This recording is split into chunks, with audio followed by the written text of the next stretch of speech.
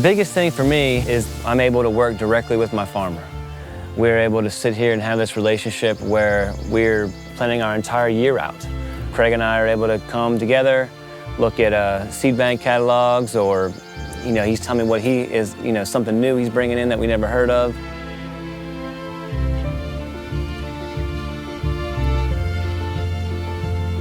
This crop planted early spring.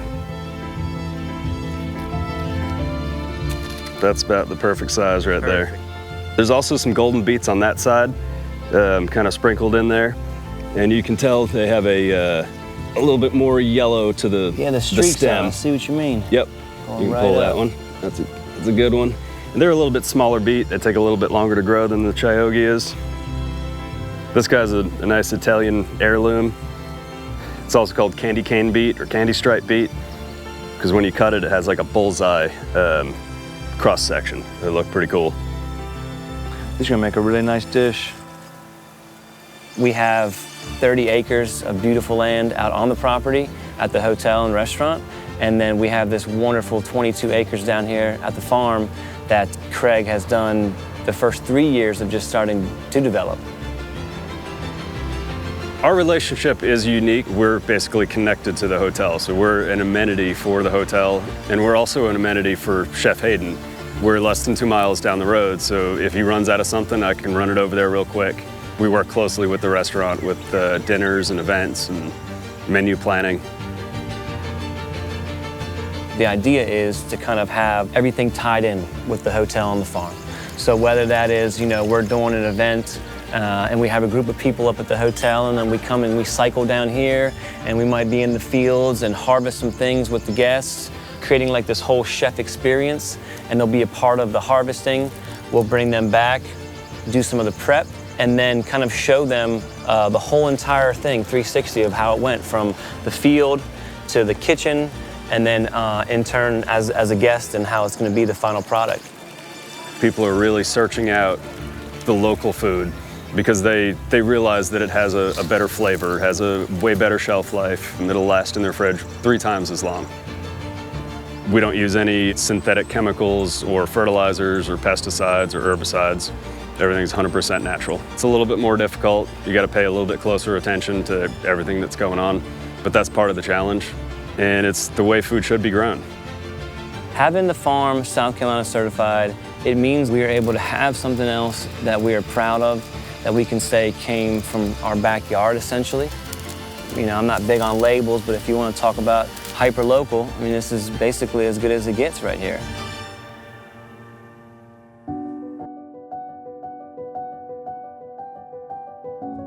On the menu, I would call this beet salad and put salad in quotations so people know it's not a salad. You know what I mean? I will keep things super vague and then almost under-deliver on the menu description and then over-deliver on the presentation, the execution, and then hopefully the overall dish. Really everything today we wanted to showcase from the farm. We're gonna make a salad, but not in the sense like a leafy green salad where it's more about the greens and the components you put together.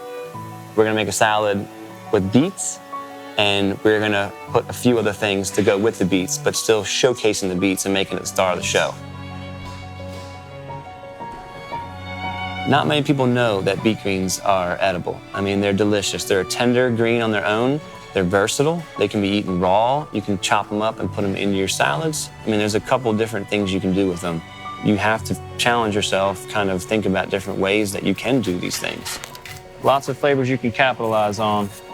So now we're left with our prized beet. You don't necessarily have to peel the beet, but there is a bitter flavor that it does impart. So I just like to peel off that little bit. Makes a huge difference. It's important that we're able to work so closely, with our farmers. Once we're able to have those relationships with them, we can say, I know it's almost impossible, but if it was possible, could we get all of our beets to look like this? These beets are better when they're this size. I feel like they're sweeter. I feel like they're just, they're crispier, the colors are more vibrant. I feel like everything about it is making my dish better. All we really want to do is just showcase the ingredient. The least amount of things that we have to do to kind of take away from the integrity of that. Once you strip away, the presentation, then it just goes down to the flavors.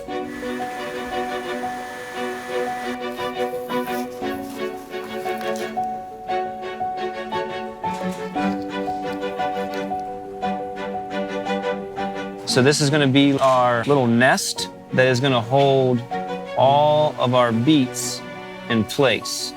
And that way too, it forces the guest to eat this the way that it is intended. So they cannot cut through this salad with their utensil without getting a little bite of this in every step of the way. It's going to create this experience so that no matter where the guest comes in here with their utensil, they're going to have to drag this apart this way or come up across here. So they're going to get every single one of these elements that we put together in the salad and get this perfect bite that we're hoping to achieve, hopefully in turn have the guests enjoy it as well.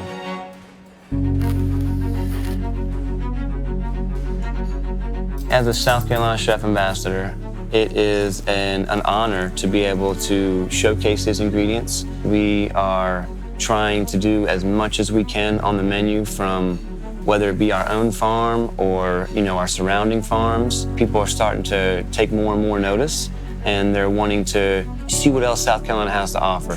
We have the mountains, we're close to the Blue Ridge.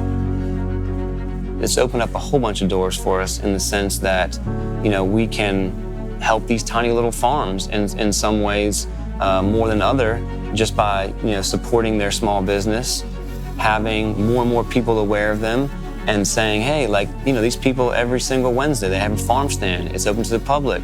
It's not just the chefs that can go and buy stuff from them. You all in the area can go down there any single time you want. They'd love to see you.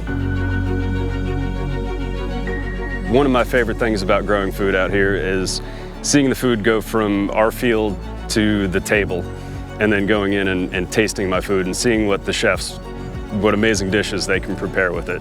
It just makes me happy to see everything go from seed to the full bounty of the harvest and then to the restaurant.